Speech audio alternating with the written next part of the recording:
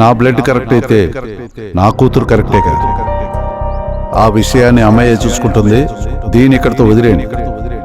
ప్రేమ వస్తూ వస్తూ పరువుని పరమానాన్ని తేదు, ఆకలిని అవమానాన్ని తెస్తుంది.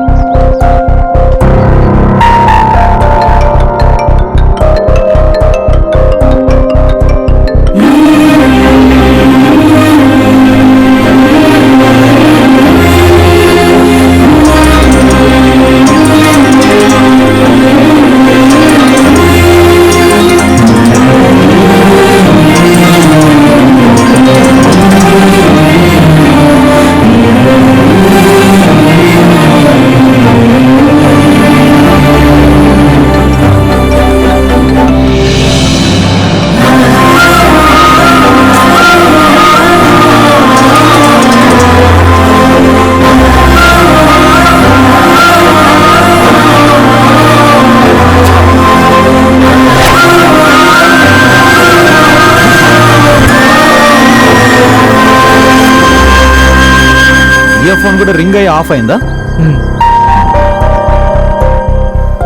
అంటే ఇద్దరు సేమ్ టైంలో సేమ్ ప్యాటర్న్ లో ఫోన్స్ ఆఫ్ చేశారనమాట.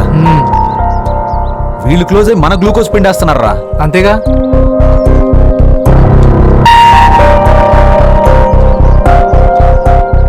అసెంబ్లీలో ప్రతిపక్షాలు అరిచినట్టు మేము ఒకటే ఫోన్లు కొడుతుంటే అధికార పక్షం లైట్ తీసుకొని కునుకు తీసినట్టు మీరు ఫోన్ ఆఫ్ చేసి మా తినే భావాలతో ఆడుకుంటారా? మనోభావాలు బే. అదే మనోభావాలతో ఆడుకుంటారా? అది కాదండి. అండి అండి అని నువ్వు మ్యాటర్ గండి కొట్టక తల్లి. మీరేమన్నా నేను చెప్పాలనుకుంది చెప్తానండి.